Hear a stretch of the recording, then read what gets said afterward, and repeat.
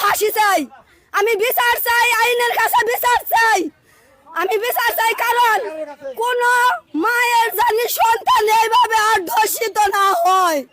আমার মেয়ের জীবনটা নষ্ট হয়ে গেছে, আমি চাই আমার ফুল নষ্ট হয়েছে আরো জানি কারো মার বুক জানি এইভাবে নষ্ট না হয়। তারেক জিয়ার কাছে একটা আবেদন, আমার একটা অনুরোধ যে আমি ফাঁসি চাই, খালি ফাঁসি চাই, ফাঁসি ফাঁসি চাই, চাই, খালি তারেক জিয়ার কাছে আমি ফাঁসি চাই ফাঁসি খালি। চাই। কারণ আমি আমার সরকারের কাছে আবেদন করতেছি, আবেদন ফাঁসি চাই, মৃত্যুদণ্ড চাই, মৃত্যু। আমার মেয়ের জীবন তো নষ্ট করে দিছে, নষ্ট হয়েছে, আমার যা হয়েছে হয়েছে, তাতে মানুষের জানি না হয়, আর কারো জানি লাঞ্ছিত না হয়, আর কারো শিশুর জানি নির্যাতন না হয়। শুনেন ভাইয়া বোনেরা, আপনারা সবাই শুনেন। আমার মাই বলছে যে আমার মেয়ের জামাই না মমতাজের জামাই বাসায় বাসায় সেরিয়ায় নাই না দর্শন করে, এমনকি দর্শন করে করে সেরি প্লান শিশু পাচার করে, শিশু পাচার করে ভাই, শিশু পাচার করে। তারপরেও কেন যখন আমার বোনে আসলো তখন আমারে কেন বললো না যে মা মমতাজের জামাই কিন্তু খারাপ, তুমি কিন্তু তোমার মেয়েটা যেতে দিও না।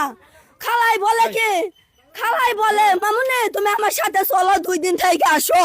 আমি কোনোদিন আমার মেয়েকে কোথাও একটা রাত থাকতে দেই না, এমনকি ওর নানুর বাসায়ও না। আমার ভাইয়াও আনতে চাইছে, আমার ভাইয়ের কাছেও দেই নাই।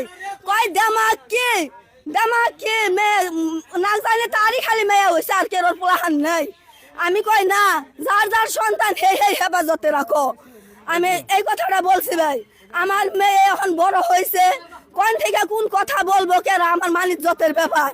তখন আমার মাই বলে কি যে তোমার মেয়ে তোমার মেয়ের যে কামটা করলো, মেয়ের খালু আমার বোনের জামাই। হ্যাঁ শুনেন, আমার মমতাজ কয় কি যাবা, যাই হোক আহা আমি ওরে নিয়ে যাই, এক সেট কাপড় চুপড় বানিয়ে দিমুনি, আমি নিয়ে যাই, আবার নিয়ে আসুমনি, আবার নিয়ে আসা দিয়ে আসুমনি তোমাকে বাসায়। তাহলে যাই হোক, মানবতার খাতিরে ওর বাবা 2টা রাত থাকবার দিচ্ছে। সেই সুযোগে আমার মেয়েরে মনে করেন প্রেমের ছলনা মলনা দিয়ে আমার মেয়েরে আকর্ষণ করছে, শিশু বাচ্চা বুঝে নাই। তখন নিয়ে আসছে, নিয়ে আসার পরে পরে কয় কি মমতাজ বলে যে আফা যে নাজমিনকে আমার কাছে দাও, নাজমিনটা আমার কাছে দাও, আর আমি লেখাপড়া যে ঢাকাই করামু। আমারে বললো যে ঢাকাই করামু, আমি কই না, ঢাকায় ওরে যাইতে দিব না। আপনি কি চান শুনেন, এদিকে আসেন।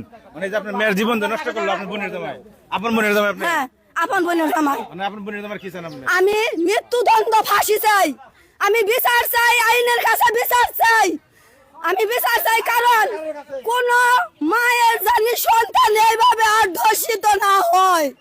আমার মেয়ের জীবনটা নষ্ট হয়ে গেছে, আমি চাই আমার ফুল নষ্ট হয়েছে আরো জানি কারো মার বুক জানি এইভাবে নষ্ট না হয়।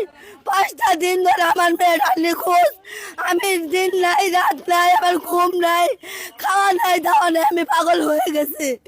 এমনকি আমার শ্বশুর শাশুড়ি বললো যে বউ তুমি আর কোথাও যেও না, তোমার মেয়ে মানুষের সাথে বের হয়ে যায় নাই, জাহিদা এইরকম পোলাপান না। পাড়ার লোকেরাও বলতেছে ও একটা ভদ্র মেয়ে, ওর বাবা কখনো বাইরে যাইতে দেয় না। যেদিন শুক্রবার দিন বিকালবেলা ওর বাবা একটু মুসিনামুদ্দিন পুকুরের ওই পাশে গেছিল, দেখা ওর বাবা যায় তুমি বাইরে কেন আইছো, বললো বাইরে কেন আইছো। পরে কয় দাও করলো না, মেয়েটা কথা বললো না, সব করে দাঁড়িয়ে রইলো। পরে ওর বাবাই যে 2টা চর মারছে। যাই হোক শুনেন, এখন আপনি কি চান সেটা বলেন, বুঝছি আমরা যা বুঝার। আপনার মেয়ের ফুসলে ফাসলে আপনার বোনের জামাই নিয়ে 5 দিন থেকে ঘর সংসার করছে, বিয়ে ছাড়াই। তারেক জিয়ার কাছে একটা আবেদন, আমার একটা অনুরোধ যে আমি ফাঁসি চাই, খালি ফাঁসি চাই, ফাঁসি ফাঁসি চাই, চাই, খালি তারেক জিয়ার কাছে আমি ফাঁসি চাই ফাঁসি খালি। চাই। কারণ আমি সরকারের কাছে আবেদন করতেছি, আবেদন ফাঁসি চাই, মৃত্যুদণ্ড চাই, মৃত্যুদণ্ড।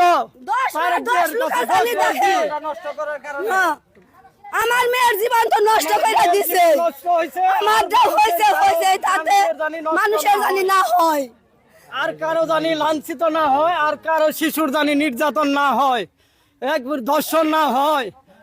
তার জন্য তারেক জিয়ার কাছে আবেদন আমার, ফাঁসি মৃত্যুদণ্ড করার অনুরোধ জানানো হলো। মৃত্যুদণ্ড কার্যকর হোক। কারণ হয়েছে, হয়েছে, হয়েছে।